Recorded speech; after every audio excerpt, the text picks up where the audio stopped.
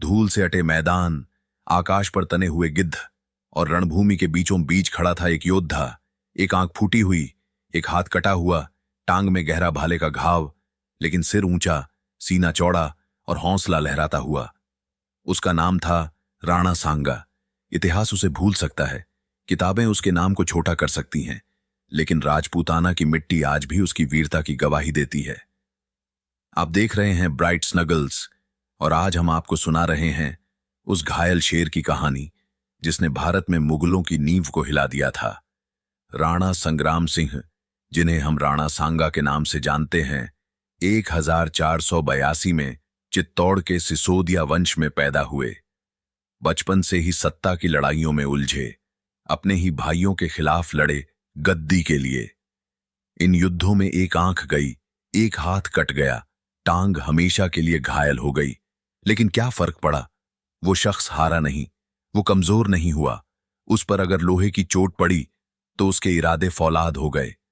जब उन्होंने चित्तौड़ की गद्दी संभाली, तब मेवाड़ चारों ओर से संकटों से घिरा था, लेकिन सांगा ने सिर्फ अपनी ताकत पर भरोसा किया।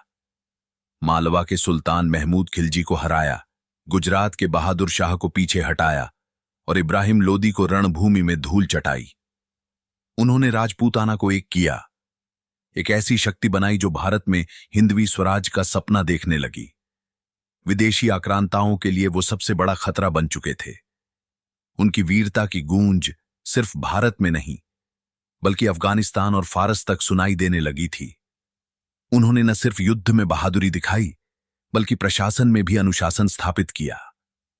गांव-गांव में किले बनवाए, सेनाओं को संगठित किया और युद्ध नीति में तोपखाने का विरोध करते हुए तलवार और घोड़े की ताकत पर भरोसा किया।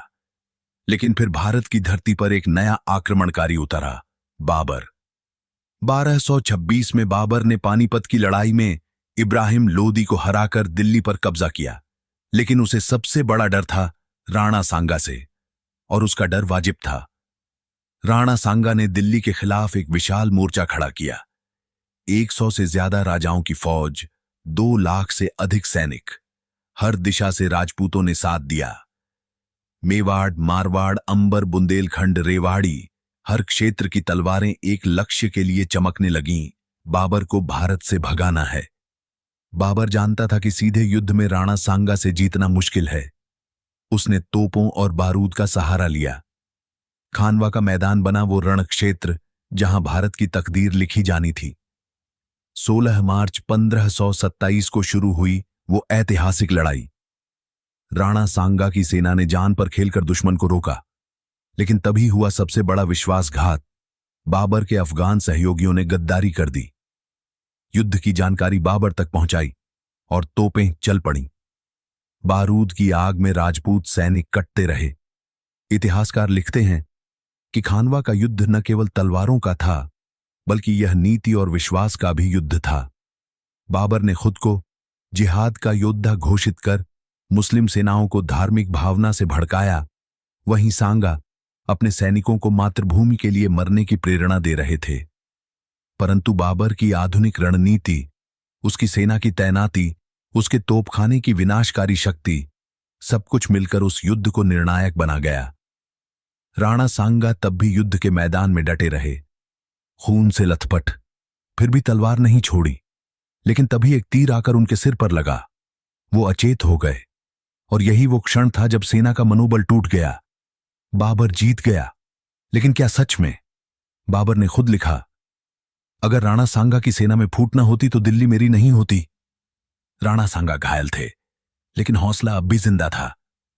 उन्होंने फिर से सेना तैयार करनी शुरू की, फिर से लड़ना चाहा, लेकिन उनके ही दरबारियों ने उनके इरादों से डरकर उन्हें जहर दे दिया। राणा सांगा ने लड़ाई में हार नहीं मानी, लेकिन अपनों की चालों ने उन्हें मार डाला।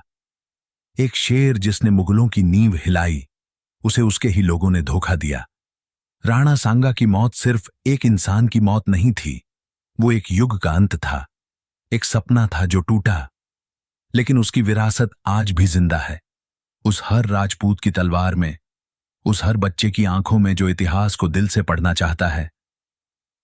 मेवाड़ की रगों में आज भी उसका लहू बहता है। हल्दी घाटी में लड़ने वाले महाराणा प्रताप के भीतर वही ज्वाला थी जो कभी राणा सांगा में जलती थी।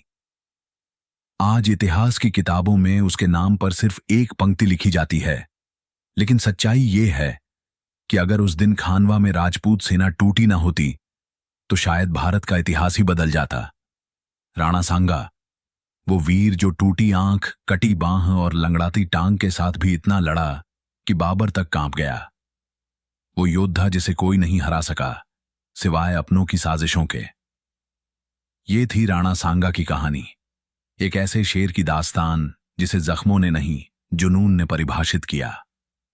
अगर आपको यह कथा दिल को छू गई हो तो ब्राइट स्नगल्स को जरूर याद रखिए, क्योंकि यहां इतिहास बोलता है तलवारों की धार पर।